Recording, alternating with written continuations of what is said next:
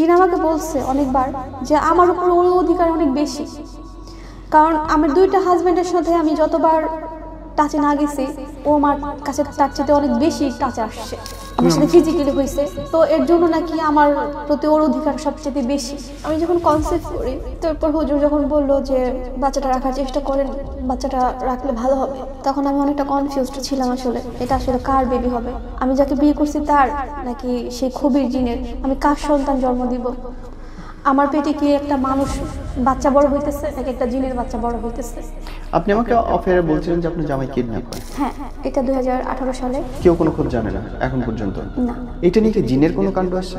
ওরা বলে কিছুটা ওইরকম, আমি দেখতেছি আমার হাজবেন্ডের সাথে সে ফিজিক্যালি করতেছে, কেউ আমি নিজে দেখতেছি। আরেকটা মেয়ে আপনার হাজবেন্ডের সাথে? হ্যাঁ, একটা মহিলা, আর আমার সাথে জোরাজোরি করে আরেকটা পুরুষ।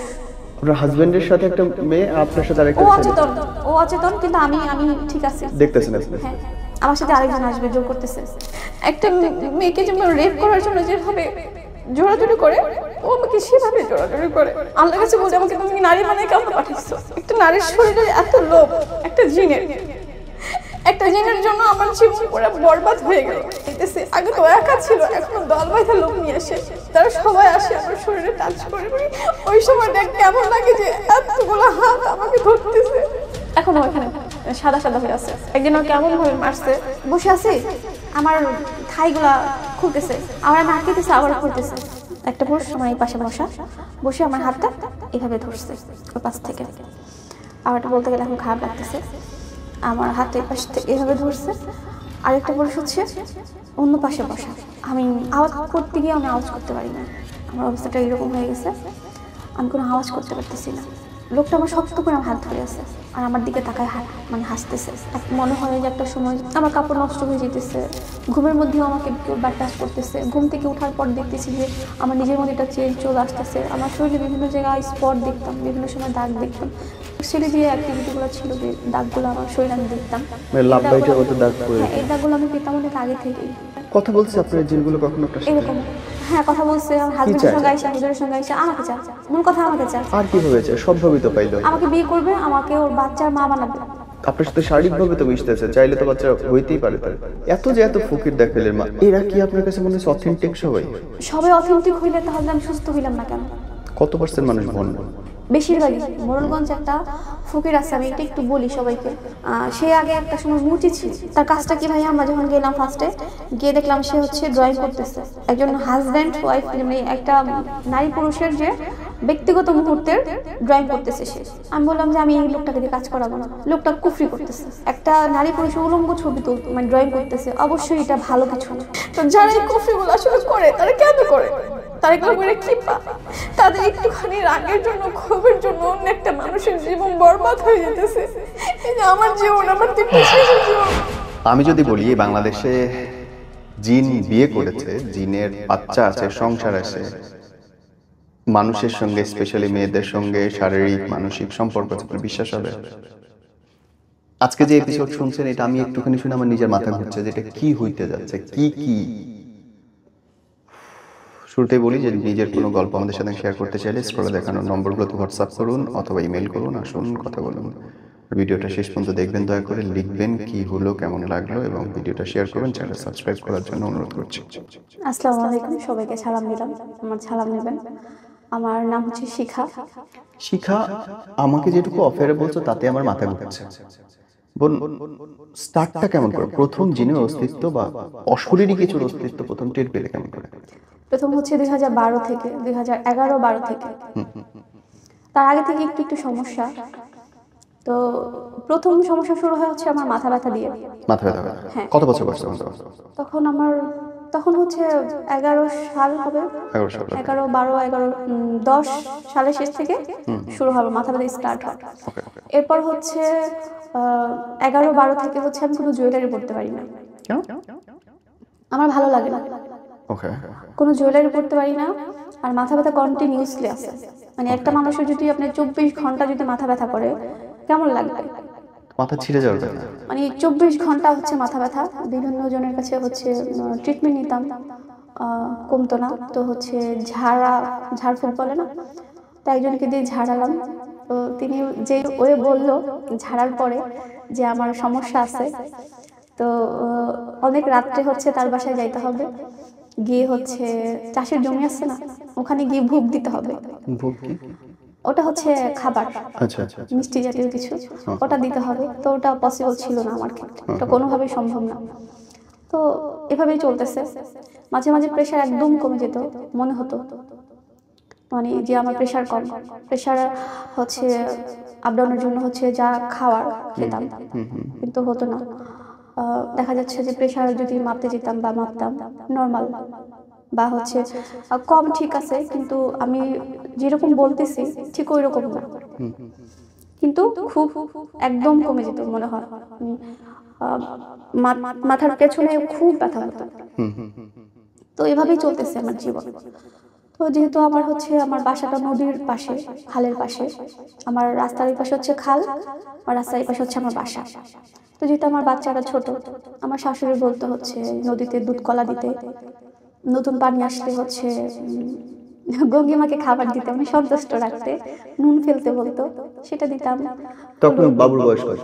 তখন আমার ছেলে ওই তো 12 পর থেকে কন্টিনিউসলি এটা চলতেছে। তো আমার বড় ছেলে হয়েছে 5 নভেম্বরে, আর হচ্ছে 9 হয়েছে আমার মেজো ছেলে।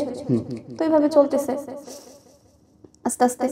তো এইভাবে হচ্ছে আমি মাঝে মাঝে স্বপ্নে দেখি যে বিভিন্ন মাজারে যাইতে, গালিবপুর। স্বপ্নে দেখাচ্ছে যে বিভিন্ন মাজারে যাওয়া। স্বপ্নে আমার সাথে একটা মহিলা কন্টিনিউসলি কথা বলতো। মহিলা? হ্যাঁ। দেখতে কেমন? মহিলার শর্ট কাপড় পরা থাকতো সবসময় প্রিন্টেড, আর হচ্ছে মুখ ঢাকা থাকতো। মুখ দেখা যেত না? মুখ কাপড় দিয়ে মুখ ঢাকা থাকতো, ওকে। কখনো মুখ দেখা যেত না। এটা কি ভয়ঙ্কর দেখতে নাকি নরমাল দেখতে ছিল?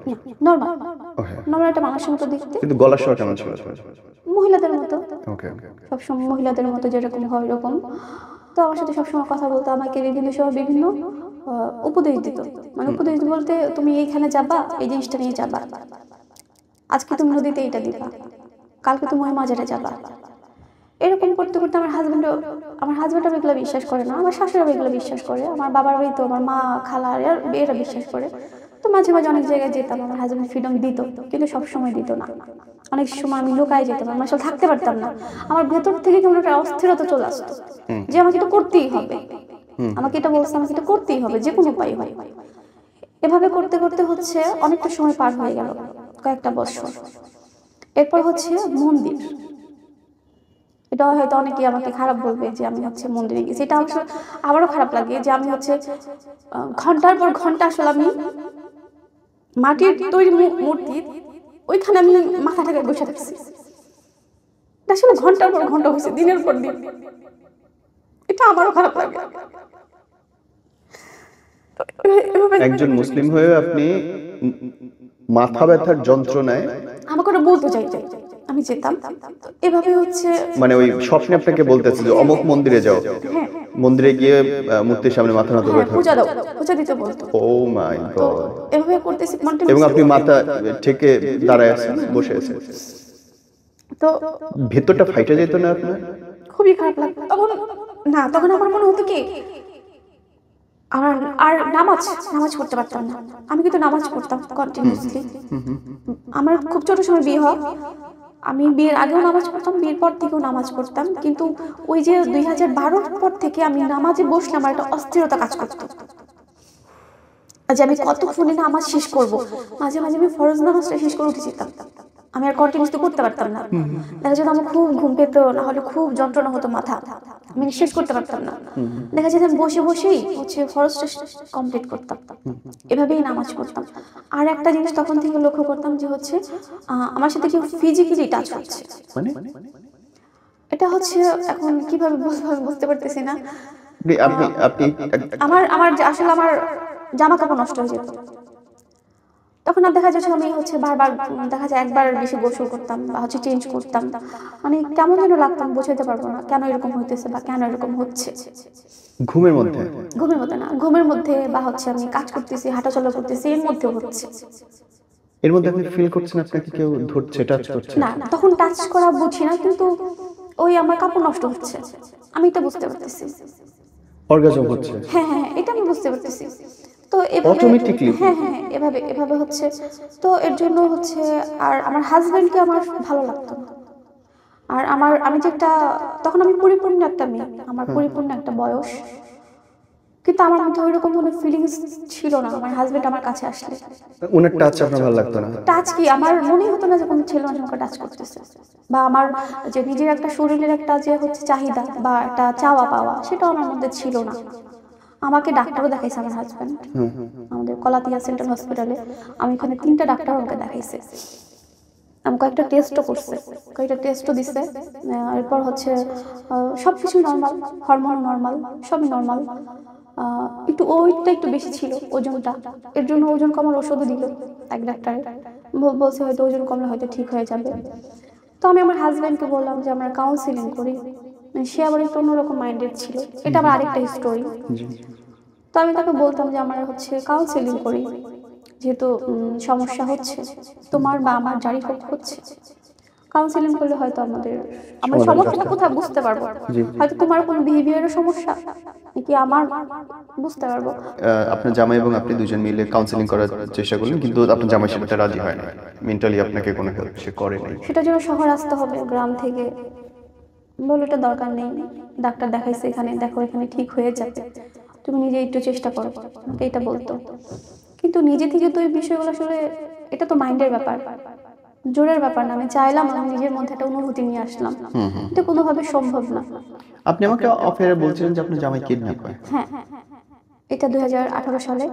আর একটা আশ্চর্য ব্যাপার হচ্ছে, আমার হাজবেন্ড কিডন্যাপ হওয়ার আগে ঠিক সে একটু মানে একটু উন্মাদের মতো হয়ে গেছিল, মানে অনেক বেশি রাগারাগি করতো। সে এমনিতেও রাগ করে, কিন্তু সে আরো বেশি রাগারাগি করতো। মোট কথা আমাকে যেন দেখতেই পারতো না, বা আমাকে তার সহ্যই হতো না, এমন একটা পর্যায়ে চলে গেছিল।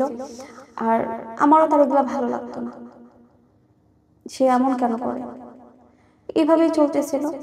2018 শেষের দিকে সে হচ্ছে হঠাৎ একদিন কিডন্যাপ হয়, সেটা আরেকটা স্টোরি। কিডন্যাপ হলো কি আপনাকে, মানে আপনারা জানেন যে কে নিয়ে গেল নাকি এমনি নাই হয়ে গেল? না, এমনি সে তার দোকানে গেছে, প্রতিষ্ঠানে, ওখান থেকে হচ্ছে আর কোনো খোঁজ নাই। পরের দিন আমাদের থেকে অল্প কিছু টাকা নেয় বিকাশে, ফোন করে কথা বলে? কি বললো? বললো আপনার হাজবেন্ড আমার কাছে আছে, আমাদের কাছে, আমাদের ডিমান্ড হচ্ছে 50,000 টাকা। আপনি কি আপনার হাজবেন্ডের সঙ্গে তখন কথা বলেছিলেন? তার ফোন থেকে। তার ফোন থেকে? তো এইভাবে দিলাম 50,000 টাকা, এরপর আর 45,000 টাকা দেওয়া হয়েছে, এরপর আর কোনো খোঁজ হয় নাই। পুলিশে রিপোর্ট করেছেন? এখন মামলা চলতেছে, পিবিআইতে আছে। কেউ কোনো খোঁজ জানে না এখন পর্যন্ত? না। ওই যে গেল তারপর থেকে কোনো আশা আসেনি? এটা নিয়ে কি জিনের কোনো কাণ্ড আসছে? এখন ওরা বলে কিছুটা ওইরকম। কারা বলে? ঠিক আমি জানি না, যারা হচ্ছে, আমি বলি আস্তে আস্তে। তো যখন আমার হাজবেন্ড এরকম কিডন্যাপ হয়ে গেল, এরপর অনেকেই তো অনেক ফকিরের কাছে যা, থানা পুলিশ তো করতেছি, তো অনেক ফকিরের কাছে যাইতেছি, হুজুরের কাছে যাই, যেখানে বলে যাই। যাওয়ার পরে হচ্ছে বলতে হয় তো আমার নাম, মায়ের নাম, আমার হাজবেন্ডের নাম, তার মায়ের নাম, নালি দিলগুলা বলতে হয়। তো তারা আমাকে অনেক জায়গায় সাজেস্ট করলো যে তোমার হাজবেন্ডকে খোঁজা বন্ধ করে নিজের ট্রিটমেন্ট করো, তোমার অবস্থা খুব খারাপ। তো আমি তো জানি আমার অবস্থা, আমার একটু একটু সমস্যা আছে, তো এটা তেমন একটা গুরুত্ব দেই নাই। আর তখন তো ওই মেন্টালিটি ওরকম ছিল না যে নিজেকে নিয়ে ভাববো। তো যেখানে যাই অনেক জায়গা আমার কথা বলে যে তোমার নিজের ট্রিটমেন্ট করো আগে, তারপরে হচ্ছে তোমার হাজবেন্ডকে খোঁজো, কারণ তোমার 2টা বাচ্চা আছে, যে নাই সে তো নাই, তুমি তো আছো, তো নিজে থাকার চেষ্টা করো, ঠিক থাকার। তো অনেক জায়গা থেকে ট্রিটমেন্ট নিতাম, এভাবে চলতেছে। তো হঠাৎ একদিন হচ্ছে আমি ঘুমায় আছি রাত্রিবেলা, অনেক রাত্রে, আমি আর সঙ্গে আমার ছেলে শুয়ে আছে। তো হঠাৎ করেই 3 জন লোক স্বপ্নে দেখি।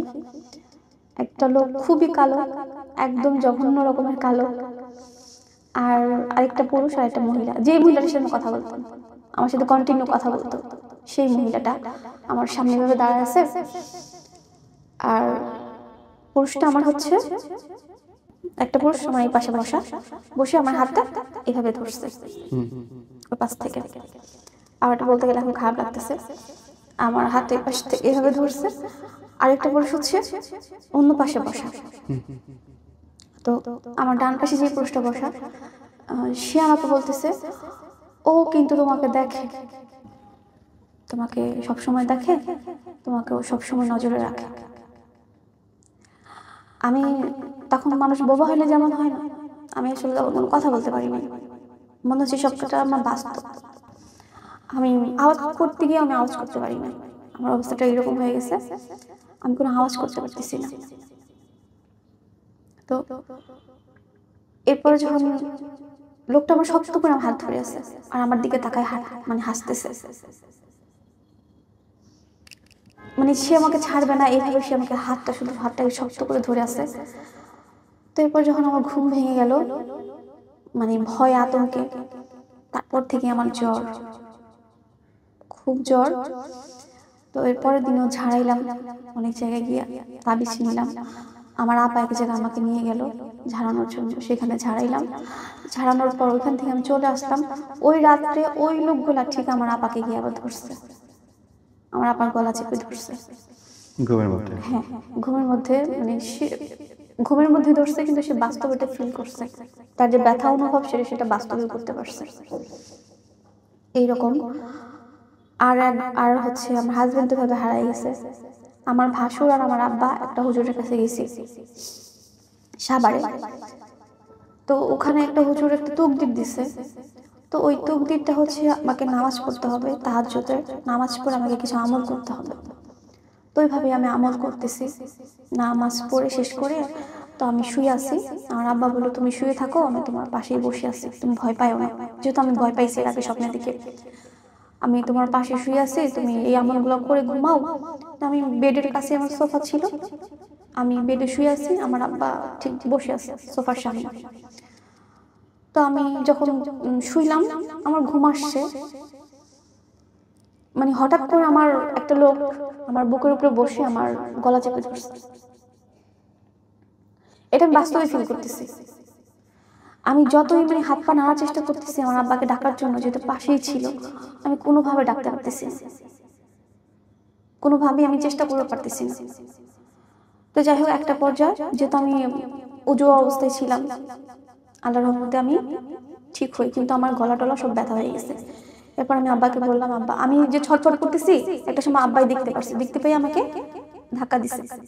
এরপরে আমি বসে আসছি। এরপরে আব্বা ওই লোকটাকে ফোন দিল, বললো এই অবস্থা হয়েছে, তকদির করার পর এই অবস্থা হয়েছে। তো সে বললো যে হ্যাঁ, এটা দুষ্ট জিন আসছে। তো আমাকে বললো যে আপনি যে আমল করে শুইছেন, আপনি কিছু দেখতে পারছেন? আমি বললাম হ্যাঁ, আমি দেখতে পারছি। বলে কি দেখতে পারছেন? আমি বললাম যে আমার হাজবেন্ড শুয়ে আছে, আর সঙ্গে হচ্ছে ওই 3টা মানুষ, যে 3টা মানুষকে আমি আগে স্বপ্নে দেখছি, ওই একটা মহিলা 2টা পুরুষ, তারা আমার থেকে লুকায় রাখার চেষ্টা করতেছে, আমি এটা দেখছি। তো বললো এটা হচ্ছে দুষ্ট জিন, এইটা বললো। তো তার ওখান থেকে যতটুকু তকদির নেওয়া হয়েছে, তো আসলে এইভাবেই চলতেছে। এক জায়গায় ধরেন যাই, সেখানে বলে এক জায়গার কথা, আবার সেখানে চাই, এভাবে করতেছি। আর পাশাপাশি মন্দির, সোমবারে যেতাম হচ্ছে আপনার শিবের মন্দিরে, বৃহস্পতিবারে যেতাম হচ্ছে মনসার মন্দিরে, আর আদার্স যে বারগুলোতে আছে ওগুলো বিভিন্ন অন্য মন্দিরে যেতাম, দুর্গার মন্দিরে, কালীর মন্দিরে। এবং আমাকে ডিমান্ড করতো যে এই জিনিসটা নিয়ে যেতে হবে, তুমি যদি এই জিনিসটা দাও বা এভাবে করো, পূজা দাও, তাহলে তোমার হাজবেন্ড ফিরে আসবে, তুমি এই কাজগুলো করো। আমাকে বল, আমি সেম কাজগুলাই করতাম। আমার মনে আছে, আমি একবার মনসার মন্দিরে গিয়ে আমি প্রতি বৃহস্পতিবারে আমি কয়েক মাস গেছি, ওখানকার সবাই আমাকে চেনে। আমি একটানা 3 ঘন্টা 2 ঘন্টা পর্যন্ত আমি মানে মাথা ঠেকায় বসে থাকতাম। আর হচ্ছে সামনে হচ্ছে দুধ কলা নিয়ে আমি বসে থাকতাম। ওরা বলছে যে তুমি যদি মন থেকে প্রার্থনা করো, তোমার হাজবেন্ড চলে আসবে। আমি আল্লাহর সাথে শিরক করছি নিজের সাথে, এটা আমার বলতেও খারাপ লাগে, কিন্তু তখন তো আসলে আমার মাইন্ড ওরকম কাজ করে নাই। আমি তো তখন আমার মধ্যে ছিলাম না, আমি বুঝতে পারিনি যে আসলে কোনটা ভালো কোনটা খারাপ, আমাকে করতেই হইতো কিছু, আমার কাছে তো কোনো অপশন ছিল না। আর যখন ওরা বলতো এই কাজগুলো করতে হবে, যতক্ষণ আমি না করতাম ততক্ষণ আমার ভালো লাগতো না।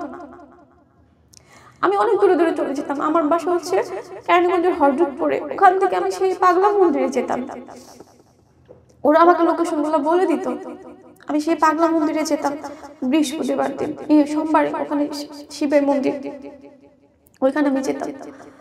তারপর হচ্ছে শাহবাগ যেতাম, ওখানেও শিবের মন্দির, মানে সোমবার করে যেতে হবে, বোরখা পরে অ্যালাউ করবে না, আবার বাসা থেকে বোরখা ছাড়াও আসা যাবে না। আমাকে দেখা যেত অন্য কোথাও আমাকে চেঞ্জ করতে হতো।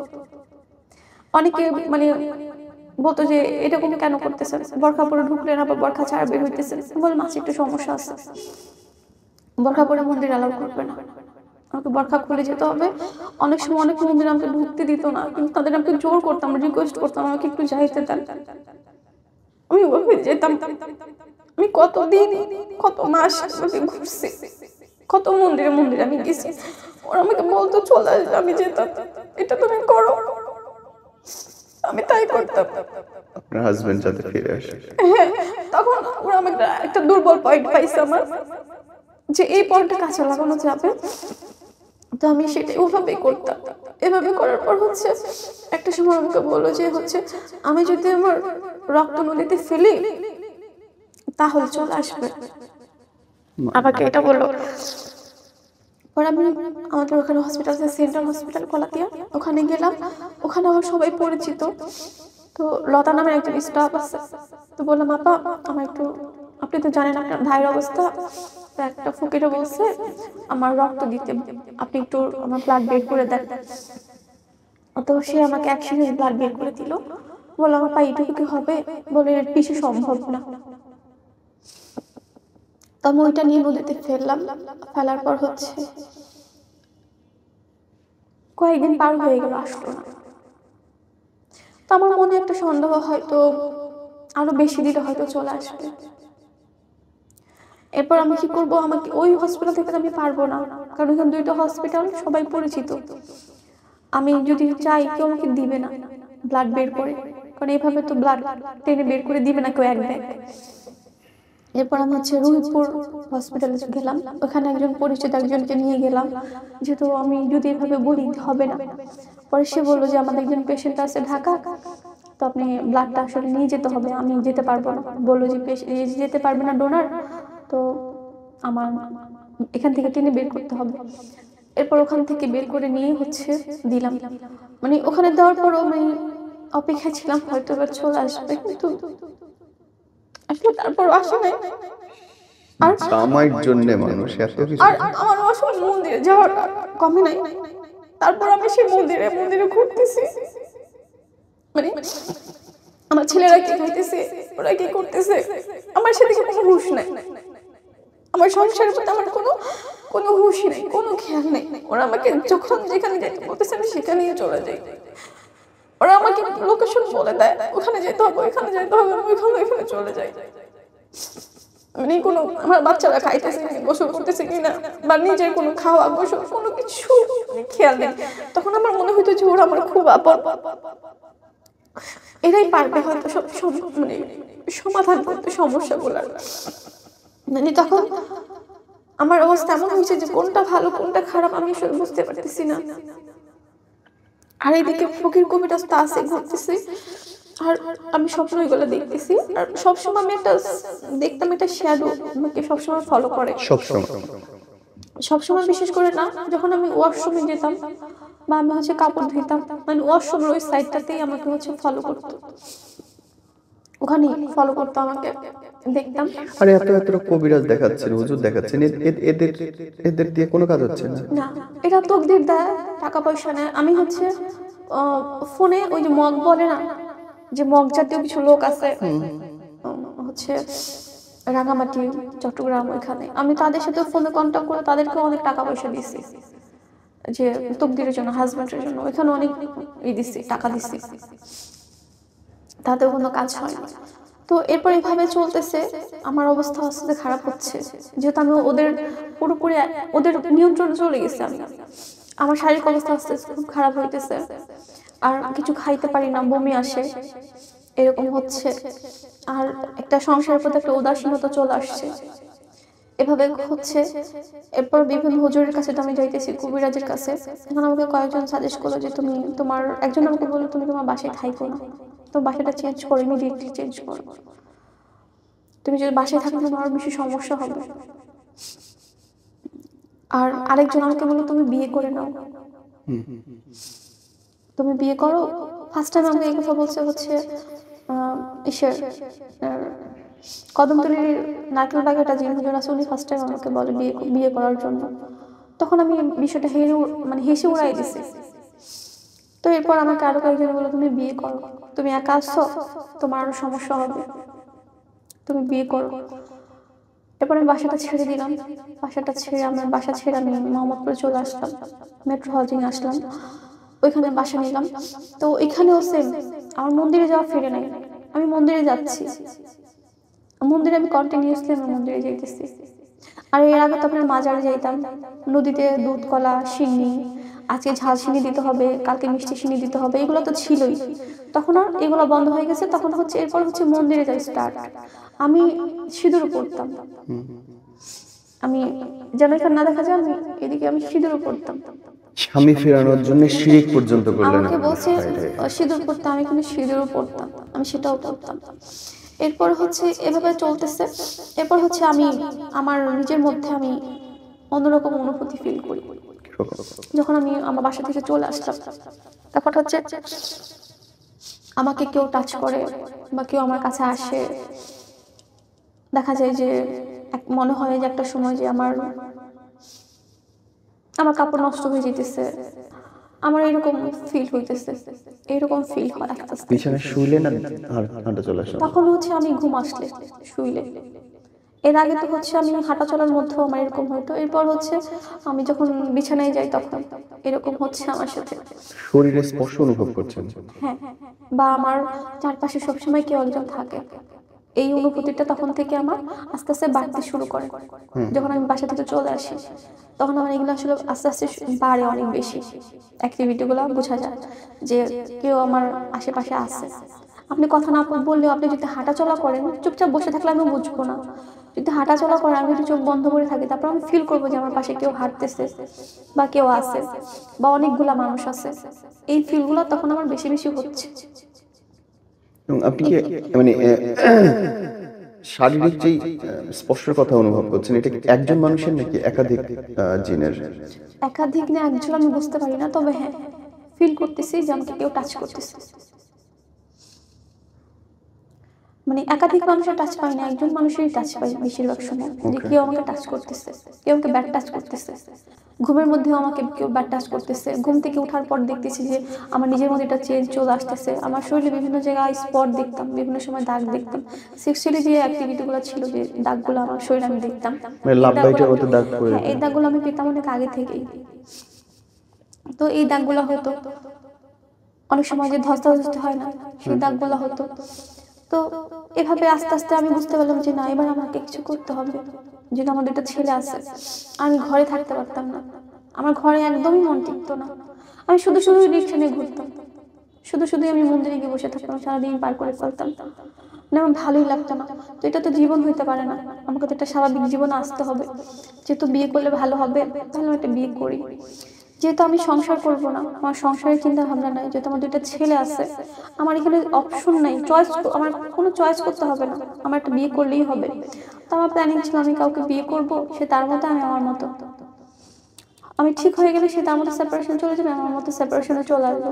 সংসার একসঙ্গে থাকা এরকম কোনো প্ল্যানিং আমার ছিল না। এরপর একজনের সাথে কথা হলো, সে বিয়েতে রাজি হলো, সে নিজে থেকেই বিয়ের প্রস্তাব দিল, বিয়ে করে নিলাম।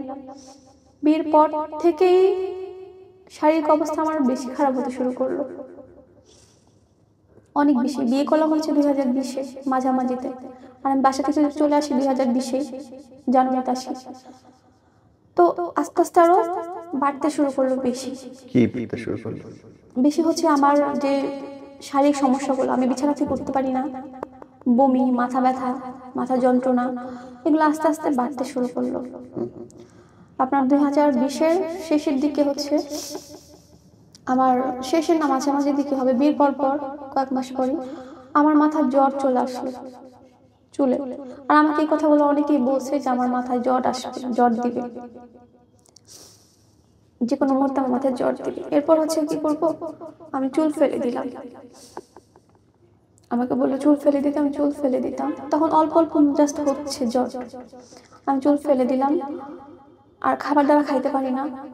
এরপর হচ্ছে বরিশাল একজনের কথা বললো, বরিশালে গেলাম, আগলছড়া, ওইখানে গেলাম। একজন, ওইখানে দুজনকে দিয়ে ট্রিটমেন্ট করালাম। একজনের মানে ধারানি বলে না, ওইটা দিল। এভাবে যে যেখানে বলে কন্টিনিউসলি কিন্তু আছে।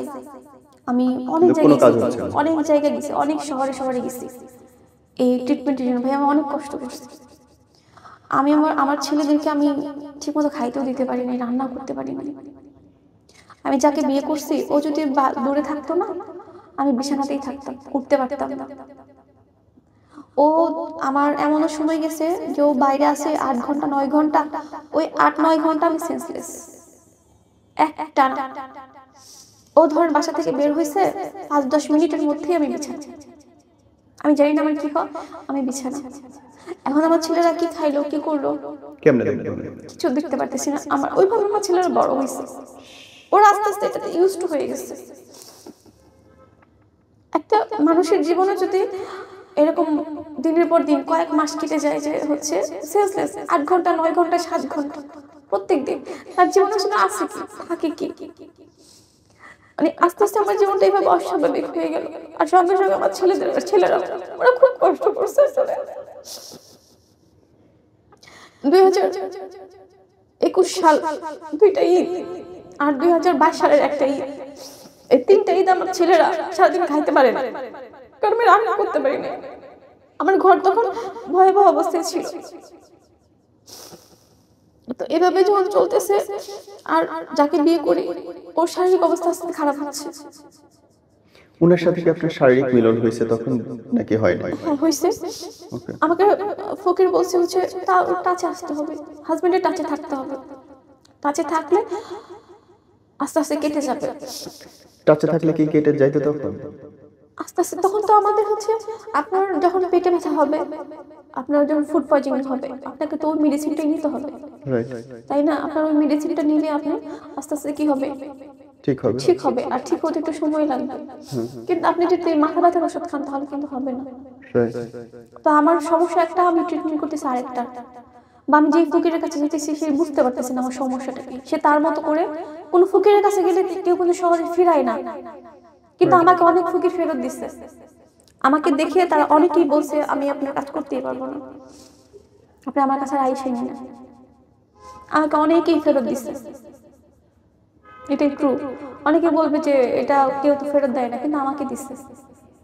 এবং তারা বলে দিচ্ছে যে আমার কাজগুলো করা তাদের দ্বারা সম্ভব না, তারা পারবেই না, চেষ্টা করলে তাদের ক্ষতি হবে, এইরকমও বলছে।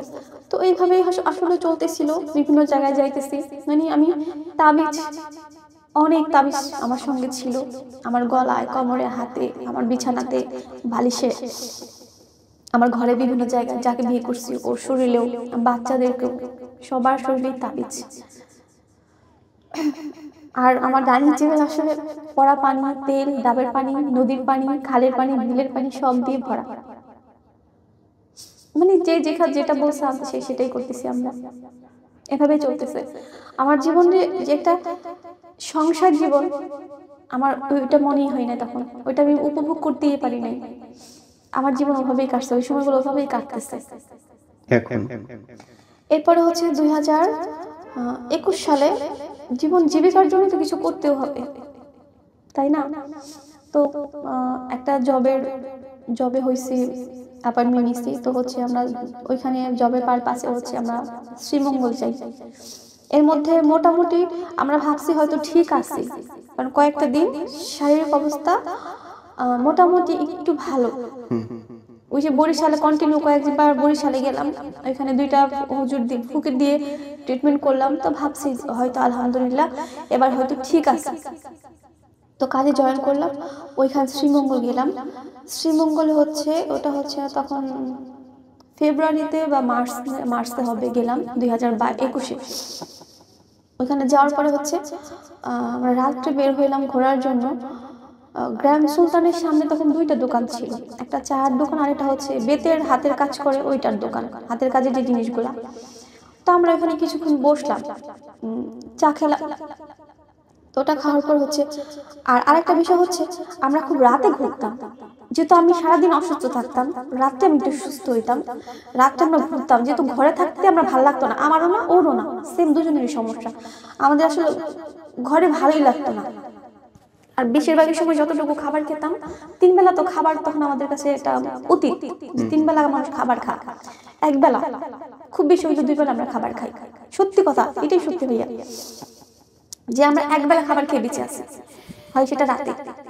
আমাদের 3 বেলা খাবার সেটা হচ্ছে অতীত, যে আমরা অতীতে কখনো 3 বেলা আমরা কন্টিনিউ নিয়ম করে খাইছি, এটা আমাদের অতীত ছিল, যে আমার ছেলের জন্য 3 বেলা খাবার দিচ্ছি। তো এভাবে চলতেছিল, আমরা খুব রাতে ঘুরতাম, মানে কোনো ভয় থাকতো না, মানে অদ্ভুত অদ্ভুত জায়গা দিয়ে ঘুরতাম, যেখানে জঙ্গল গাছপালা গ্রাম, ওইখানে গিয়ে ঘুরতাম। তো ওইখানেও সেম, গ্র্যান্ড সুলতানের পর থেকে তো জঙ্গল, তো এখানে আমরা দুজনে ঘুরতে বের হলাম, যে একটু ঘুরে আসি, ওর বাইক ছিল, একটু ঘুরতে গেলাম। তো আমাদের কেউ একজন পিছু নিল মনে হলো, তো আমরা হচ্ছে লাওয়াসটা যে ফরেস্ট গার্ড আছে না, ওইখানে আমরা গেলাম, যে টিকিট কাউন্টারটা, ওইখানে গেলাম, কিছুক্ষণ বসলাম। এরপর যে পেছনে যে আমাদের একটা বাইক ছিল আমাদের ফলো করতেছিল, ওইটা চলে গেল, পাস করলো। তো ওইখানে আমরা কিছুক্ষণ বসলাম, বসার পরে দেখেন আমাদের মধ্যে কোনো ভয় ছিল না, তারা 4 জন লোক ছিল এখানে, আমাদের একদম অপরিচিত, আমি একটা মেয়ে মানুষ, ইয়াং মানুষ, তাদের সাথে গল্প করতে বসলাম, বসে আবার আমরা জঙ্গলের ভিতরে চলে গেলাম জঙ্গল দেখার জন্য। ওই সময় রাত তখন বাজে 1টার বেশি, মানে আমাদের মধ্যে কোনো ভয় নাই, যে অপরিচিত মানুষ কত রকম অ্যাক্সিডেন্ট হইতে পারে, আমি একটা মেয়ে মানুষ। সে আমরা আমার মানে অনেক দূর, যে পর্যন্ত হচ্ছে দিনের বেলা হচ্ছে গার্ডেরা নিয়ে টুরিস্টদের দেখা, ঠিক ওই পর্যন্ত আমরা গেলাম, ঘুরলাম, ঘুরে আমরা ওখান থেকে আসলাম। আসার পর আমাদের মধ্যে একটা হঠাৎ করে কেন যেন একটা ভয় কাজ করলো, হঠাৎ করে দুম করে মনে হলো যে কেউ আমাদের রাস্তা আটকেছে, এটা। তখন আমরা হচ্ছে হোটেলে চলে আসলাম, হোটেল মেরিনাতে ছিলাম, হোটেলে চলে আসলাম শ্রীমঙ্গলে। তো হোটেলে আসলাম, আসার পর হচ্ছে রাতে তো ঘুম আসতে পারি না, তো আসার পর হচ্ছে আমি একটু ঘুমাবো, আমাকে ঘুমাতে দিতেছে না, ও আমার কারণে খুব বিরক্ত করতেছে, খুব, আমি চোখ লাগেই আমাকে হচ্ছে হয়তো মারতেছে, নয়তো সুসুরি দিতেছে, আমাকে ঘুমাতে দিতেছে না, অদ্ভুত মানে অদ্ভুত একটা বিহেভিয়ার করতেছে, খুব আমার একটা ভয় কাজ করতেছে, একটা পর্যায়ে যেমন করে কেন।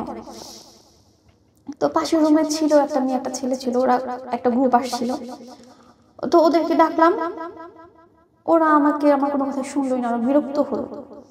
তো এরপরে হচ্ছে আমরা হচ্ছে আমি রিসেপশনে চলে গেলাম ভয়ে, আর আমাকে যেতেও দিবে না, আমার মানে স্কার্ট পরা ছিল, আমাকে পেঁচায় ধরে রাখছে যেন আমি উঠতে না পারি। তো আমি ওয়াশরুমের কথা বলে, ওয়াশরুমের দরজার সামনে ছিল, ও ওয়াশরুমের কথা বলে আমি দৌড়ে হচ্ছে আমি একদম রিসেপশনে চলে গেছি। ওখানে গেছি, ওখানে যাওয়ার পর হচ্ছে যে নাইটে যে ছেলেটা ছিল, নাইট শিফটে কাজ করতো, ওরে গিয়ে আমি ডাকলাম, ডাকার পরে আমি বললাম যে ভাই একটু আসেন আমাদের রুমে।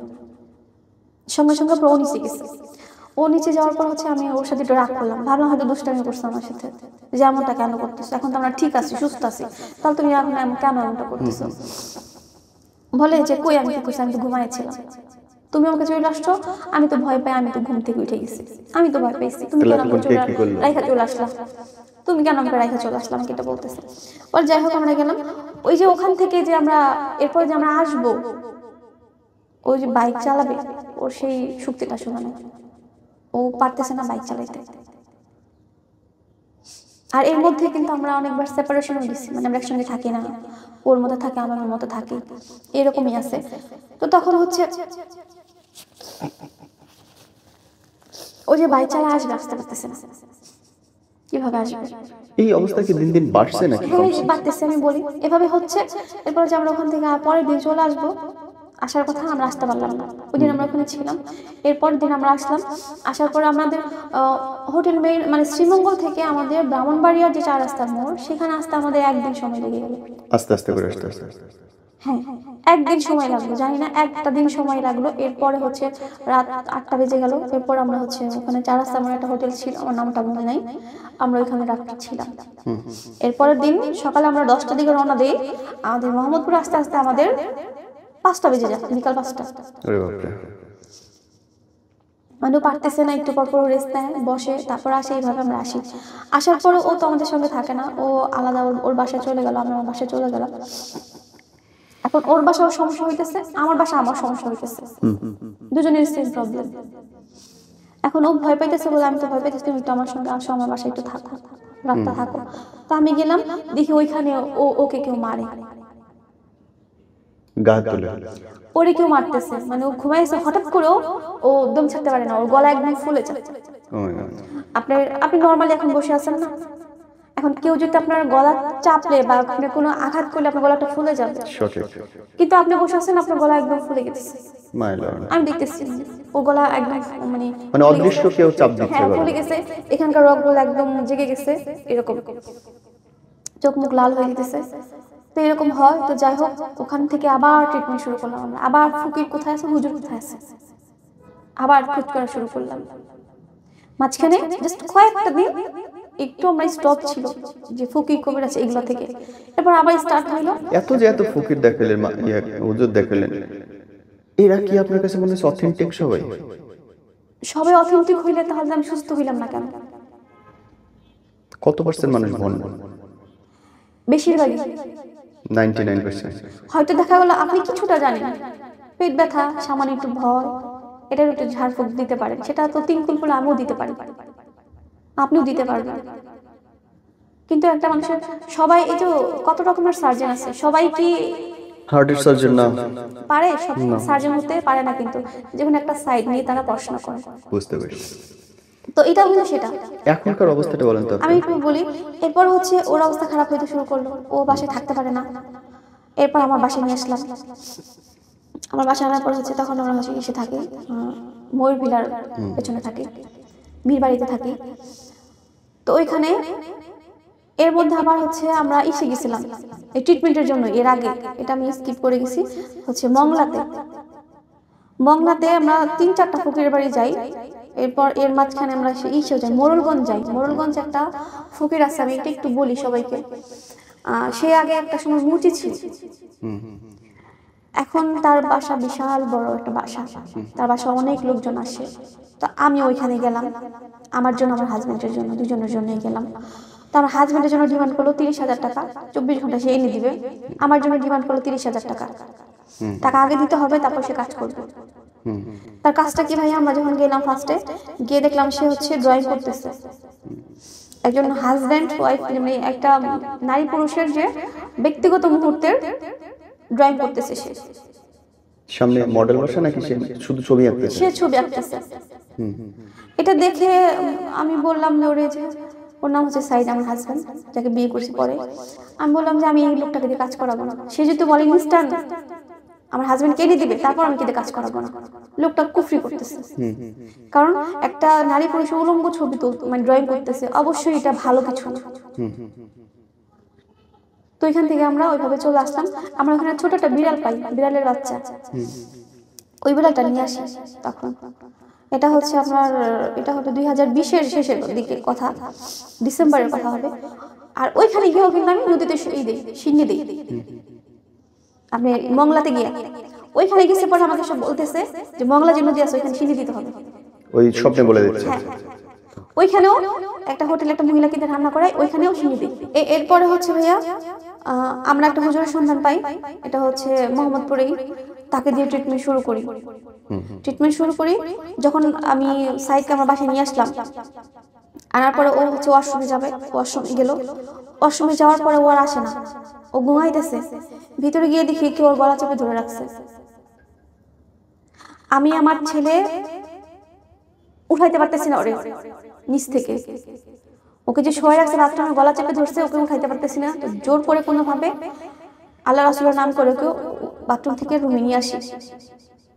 রাতে ঘুমাইতে পারি না, ঘুমাসলেও আমরা পালা করে ঘুমাই। কিছুক্ষণ আমি ঘুমাই, কিছুক্ষণ আমার ছেলেরা ঘুমায়, কারণ আয়শা ওকে অ্যাটাক করে, সাইদকে অ্যাটাক করে, মানে এসে ওকে অ্যাটাক করে। ও বাথরুমে যেতেই পারে না, ওকে অ্যাটাক করে। ও আমার পাশে শুয়ে আছে, আমি জেগে আছি, যেহেতু ওকে পাহারা দিতে হবে। হঠাৎ করে দেখি ওর নাকে রক্ত, একটু পর পর ওকে আর কি দেখি ঠিক আছে কিনা। হঠাৎ করে দেখি ওর নাকের মুখে রক্ত। আমি তো জাস্ট ভয় পেয়ে গেছি, হয়তো মরে গেছে। মানুষ বলবে কি যে আমার হাজবেন্ড শুধু অ্যাক্সিডেন্ট হোক, মানে আমি খুব একটা আতঙ্কে ছিলাম, ভয় পেয়ে গেছি যে হয়তো মরে গেছে। আমি একটা চিৎকার দিচ্ছি, চিৎকার দেওয়ার পর আমার পাশের রুম থেকে আমার ছেলেরা আসছে দৌড়ায়। পরে ওকে ডাক দেওয়ার পর দেখি যে না ঠিক আছে, এই রক্তটা আগলা একটা রক্ত, লুজ একটা রক্ত ওকে দিয়ে গেছে আমাকে ভয় দেখানোর জন্য। আর এটা কিন্তু খুব প্রায় সময় করতো, প্রায় সময় রক্তগুলা দিত। এরপরে হচ্ছে একদিন পরের দিন রাত্রে ওর গলা বিছানা চাদর পাঠিয়েছে, ওকে ফাঁস দিচ্ছে। আমি কিন্তু পাশে শুয়ে আছি, ওকে মেরে ফেলবে, কারণ ও আমার কাছে আছে, ওর জন্য আমার কাছে আসতে পারতেছে না, ওদের সমস্যা হচ্ছে। তো এরকম চলতেছে, ঘরে প্রায় সময় রক্ত দেখি, ও শরীরের রক্ত, ঘরে জায়গায় জায়গায় রক্ত এরকম থাকে। এভাবে চলতেছে। চলার পর আমরা যে হুজুর একটা পাইলাম, তাকে দিয়ে ট্রিটমেন্ট করতেছি। সে মোটামুটি বুঝতে পারলো। সে আমাকে বললো যে আপনি 5 জনের নাম দেবেন, 10 জনের নাম দেবেন। তো 10 জনের নাম থেকে আমি একজনের নাম দিলাম। আমি 10টা নাম যখন বলতে শুরু করলাম, 5 জনের সময় বললো যে আর বলতে হবে না, এই 5 জনের মধ্যেই পাইছি। তো সে মূলত কি করতে চাইছে, তার উদ্দেশ্যটা কি, মানে আমার সমস্যাটা কি, তখন সে বুঝতে পারলো। বললো যে আপনার কে হচ্ছে কুফরি করা হয়েছে, সেটা অনেক বছর আগে, সেটা আপনার ছোট ছেলে হওয়ারও আগে আপনাকে এই কুফরিটা করা হয়েছে। আর কুফরিটা করা হয়েছে মূলত যেন আপনার হাজবেন্ড ডিভোর্স হয়ে যায়, সেটার জন্য। যখন ডিভোর্স হয় নাই, তখন আরেকটা করছে যেন আপনি নিচে ঘর থেকে পাগল হয়ে বের হয়ে যান, আপনার গর্ভে যেন জিনের সন্তান হয়, বা আপনার সাথে একাধিক পুরুষ, যেমন রাস্তায় পাগল হয় না, অনেক পাগল থাকে না, অনেক পাগলের বাচ্চা হয় না, খুঁজে না, মানে এই সন্তানের পিতাকে আমরা দেখি অনেক সময় নিউজে যে এই সন্তানের পিতাকে, কোনো পিতার খোঁজ নাই, খবর নাই। তো আমাকে ওই পর্যায়ে নিতে চাইছে, আমাকে এটার জন্য আসলে কাজটা করা হয়েছে। টার্গেটটাই ছিল, মূল টার্গেট এটা ছিল। আস্তে আস্তে এভাবে হয়ে যাবে আমি বুঝতেও পারবো না। তো এই উদ্দেশ্যটা তাদের এটা ছিল। তো এইভাবে সে ওইভাবে ট্রিটমেন্টটা শুরু করে। আর হুজুর বলে দেয় যে আপনার হাজবেন্ডকে আপনার সঙ্গে রাখতে হবে সব সময়, আর আপনাদের ফিজিক্যালি টাচে থাকতে হবে প্রতিদিন, প্রতিদিন আসতে হবে। কিন্তু ওই সময় তো ওরা বাধা দিত। যখন আমার হাজবেন্ড আমার কাছে আসতো, আমাকে মারতো, স্টিল না ভাই আমাকে চট দিতেছে, আমাকে যা ওর কাছে যাইতে দিবে না, এখন না তখন। আর ও যদি আমার কাছে আরো কেউ মারতো, আমাকেও মারতো, দুজনকে মারতো, ভয়ঙ্কর ভাবে মারতো, দাগ হয়ে যেত। হ্যাঁ দাগ হয়ে যেত, এইভাবে মারতো, মানে আসতে দিবে না। আর আমি দেখতেছি আমার হাজবেন্ডের সাথে সে ফিজিক্যালি করতেছে, কেউ, আমি নিজে দেখতেছি। একটা মেয়ে আপনার হাজবেন্ডের সাথে? হ্যাঁ একটা মহিলা। ওই মহিলাটা না অন্য মহিলা? অন্য একজন, সেটা রূপ ভয়ঙ্কর। সে এসে ফিজিক্যাল করতেছে আমার সামনে, না আমার কাছে আসতে দেবে না। আর আমার সাথে জোরাজুরি করে আরেকটা পুরুষ, একই সাথে দুজনের? হ্যাঁ। আপনার হাজবেন্ডের সাথে একটা মেয়ে, আপনার সাথে আরেকটা? ও অচেতন, ও অচেতন, কিন্তু আমি ঠিক আছি, দেখতেছেন আপনি? হ্যাঁ। আমার সাথে আরেকজন আসবে, জোর করতেছে, আমি তাদের মারতেছি, তাদের সাথে আমি ফাইট করতেছি। তো এই মুহূর্তগুলো আমি পার করছি। তো এইভাবে চলতেছে। আর বসে আছি, আমার থাইগুলা খুলতেছে, আবার আমি আটকেতেছে, আবার খুলতেছে, ফ্যান বন্ধ করে দিতেছে, লাইট অফ করতেছে, ওয়াইফাই বন্ধ করে দিতেছে। কথা বলছে আপনার জিনগুলো কখনো আপনার সাথে? এরকম, হ্যাঁ কথা বলছে। আমার হাজবেন্ডের সঙ্গে আইসা, হুজুরের সঙ্গে আইসা আমাকে চায়, মূল কথা আমাকে চায়। আর কিভাবে চায়? সবভাবেই তো পাইলো। আমাকে বিয়ে করবে, আমাকে ওর বাচ্চার মা বানাবে। আপনার সাথে শারীরিকভাবে তো মিশতেছে, চাইলে তো বাচ্চা হইতেই পারে। এখন তো আমি বিয়ে করে ফেলছি, এখন তো আসতে পারবো, সমস্যা ওর। এখন আমি বিয়ে করে ফেলছি, এখন আসতে পারতেছে না। আর এর মাঝে আমার বিড়ালটাকে মারলো। বিড়াল? হ্যাঁ, ফার্স্ট একটাকে মারছে, ওই যে শ্রীমঙ্গল থেকে নিয়ে আসলাম, ফার্স্ট একটাকে মারছে, মানে আরেকটা বিড়াল আনছিলাম ওর জন্য, ওর নাম রাখছিলাম চিট্টি। একদিন হঠাৎ করে সকালবেলা ওর লাশ উপরে আছে, এভাবে করে করে আমাদের 3টা বিড়াল মারছে। এই মুহূর্তের অবস্থা কি বলেন? এরপরে তো এইভাবে চলতেছিল। এখন হুজুর ডে বাই ডে হচ্ছে ওদের ডিমান্ড বাড়ে, ওদের আজকে গরু গোশত খাওয়াইতে হবে, একটা খাসি দিতে বলছে, খাসি দিছি। এরপর বলছে আমার নামটা চেঞ্জ করতে, আকিকা দিয়ে আরেকটা নাম রাখতে। ওরা বলছে ওরা ইচ্ছা করে আসে না, ওদের জোর করে পাঠাইছে, ওরা বাধ্য হয়ে গেলা করতে। আর আমার সাথে যে আসে ফিজিক্যালি রিলেশন, দুজন ফিজিক্যালি রিলেশন করতো। একজন বলছে তুই যদি ভালো হস কুফরি যদি কেটেও যায় চালানি, আমি তোকে ছাড়বো না। তুই যতদিন থাকবি আর আমি যতদিন থাকবো, আমি তোর সঙ্গেই থাকবো, তোকে আমি কোনোদিনও ছাড়বো না। এখনো আছে ওরা? এখনো। তো আমার যখন হাজবেন্ড ওইভাবে আমার সঙ্গে ছিল, ট্রিটমেন্ট ওরা বলে দেয়, আসলে হুজুর বলে আমার কাছে কোনো আপনাদের ট্রিটমেন্ট নাই, আপনার ট্রিটমেন্ট সব আপনার কাছে। ওরাও বলে তোর ট্রিটমেন্ট সব তোর কাছে। আমি আমার হাজবেন্ডের কাছে রাখবো, আমি ভালো হবো, আস্তে আস্তে ডে বাই ডে আমি ভালো হবো, চালানিটা কাটবে। এরপর ওরা বললো যে বাচ্চা হলে চালানিটা একেবারে কেটে যাবে, একেবারে সুস্থ হয়ে যাবো। আরেকটা বিষয় হতো, আমি ঘরে কোনো টাকা রাখতে পারতাম না, টাকা নিয়ে যেত, খাবার নিয়ে যেত, বাজারও নিয়ে যেত, বাজারটা হয়ে আমি রাখতে পারতাম না। এখন বাজার করে আমি রান্না করবো, নাই, আমি রান্না করছি সেই খাবারটাও নাই, সেই খাবারটাও নিয়ে গেছে। আমার জামা কাপড় নিয়ে যেত, আমার গ্যাস সিলিন্ডার নিয়ে গেছে। ও দিয়ে কি করবে ওরা? আমাকে আমাকে হয়রানি করবে, মূল হচ্ছে আমাকে হয়রানি করা। 3টা ঈদ ভাইয়া, 3টা ঈদে আমার ছেলেদেরকে আমি রাতে 2টা বাজে খাবার দিচ্ছি। ভাবেন, যেখানে আমার ছেলেরা আমার সকাল মানে ঈদের আগের দিন থেকে আমার রান্নার কাজ চলতো, আমি রান্না করতাম ঈদের আগের দিন থেকে, সেখানে আমার ছেলেরা সারাদিন অনহারে কাটছে। রাতে 2টা বাজে আমি আমার ছেলেদেরকে খাবার দিছি, এভাবে 3টা ঈদ কাটছে। আমি পারিনি খাবার দিতে, আমি বিছানা থেকে উঠতেই পারিনি, আমি খাবার কিভাবে দিব? এভাবে করে আমার দিন কাটছে, সময় কাটছে। এরপর আমি আমার কয়েকটা মিসক্যারেজ হয়েছে, 3টা মিসক্যারেজ হয়েছে। আমি কনসেপ্ট করি মিসক্যারেজ হয়ে যায়, রাখতে দেয় না? না, রাখতে দেয় না। এরপর আস্তে আস্তে ট্রিটমেন্ট করতে করতে আপনার 20 থেকে তো শুরু হয়েছে, 20 সালে আমি বিয়ে করছি, 20 থেকে শুরু হয়েছে। 22 ডিসেম্বরে আমি কনসেপ্ট করি। তো ওরা বলছে যে আমি বাচ্চা হলে ঠিক হয়ে যাবো, তবে বাচ্চাটা রাখতে হবে সাবধানে, মানে যতদিন মিসক্যারেজের ভয় আছে ওই সময় আমাকে সাবধানে থাকতে হবে। তো বলছে বাচ্চা হলে একেবারে চালানিটা কেটে যাবে। আর যে বলছে যে আমার আশিক, মানে যে আমাকে চায়, ও বলছে আমি ওকে ছাড়বো না, চালানি কেটে যাবে ঠিক আছে বাচ্চা হলে, কিন্তু আমি ওকে ছাড়বো না। তো ও আমাকে ঠিকই ছাড়ে নাই। আমার বাচ্চা হওয়ার পর আমি কয়েকটা মানে ভালো ছিলাম। এরপর থেকে মাঝখানে খুব বেশি জ্বালাইছে ভাই, আমাকে এমন ভাবে মারছে, আমার এখানে ঠুট এখনো এখানে সাদা সাদা হয়ে আছে। একদিন আমাকে এমন ভাবে মারছে, আমাকে খুব বেশি টর্চার করে। আমি ভাইয়া রাতে আমি ঘুমাইতে পারি না, আমাকে ব্যাড টাচ করে, খুব খুব বেশি আমাকে টর্চার করে। একটা মেয়েকে যেমন রেপ করার জন্য যেভাবে জোরাজোরি করে, ও আমাকে সেভাবে জোরাজোরি করে। একটা নারী হয়ে এখন মানে আল্লাহর কাছে বলে আমাকে তুমি নারী বানাই কেমন পাঠিয়েছো? একটা নারীর শরীরে এত লোভ, একটা জিনের জন্য আমার জীবন পুরো বরবাদ হয়ে গেল। আমার ছেলেদের জীবন, আমার জীবন মানে অর্ধেক জীবনটা আমার শেষ হয়ে গেল। সেই 2012 থেকে আমি সমস্যাগুলো ফেস করতেছি, এখন 24-এর শেষ, এখনো পর্যন্ত আমি এরকম করতেছি যে গত 2 দিন আগে ভাইয়া আজকে রাতে আমি ঘুমাইছি, গত 2টা রাত আমি ঘুমাইতে পারি না, আমাকে ঘুমাইতে দেয় না। আমি ঘুমাই থাকি, রাত্রে দেখা যায় যে আমার বিছানায় এসে লাফাবে, আমাকে জোরাজোরি করবে আমার সাথে। আমার ছেলের রূপ ধরে ভাই আমার কাছে আসে, মানে কতটা লজ্জাজনক বিষয়।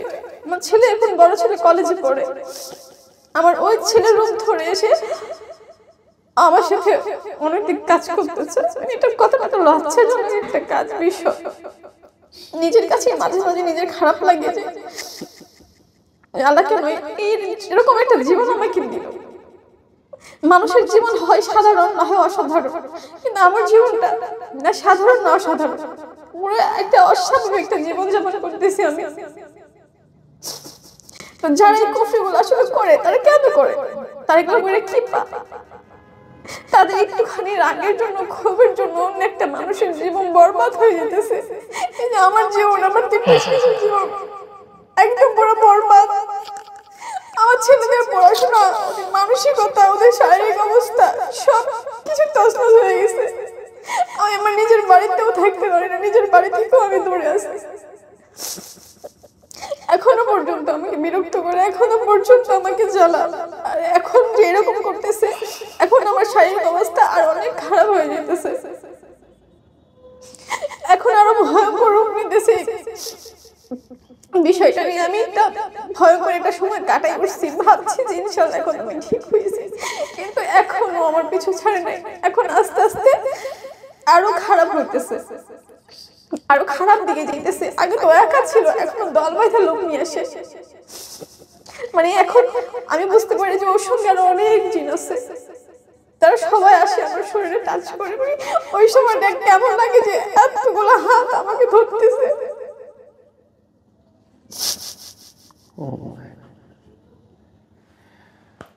হাত জোর করে অনুরোধ করতে চাই, দেখেন আমার ব্যক্তিগত বিশ্বাসের জায়গা ভিন্ন, আমি মনে করি এগুলো হয় না, করা যায় না, কিন্তু যারা বিশ্বাস করেন, যারা ভুক্তভোগী, যারা কুফরি করতে চান করেন, অনুরোধ করছি করেন না। একটা মানুষের কান্না শুনতেছেন,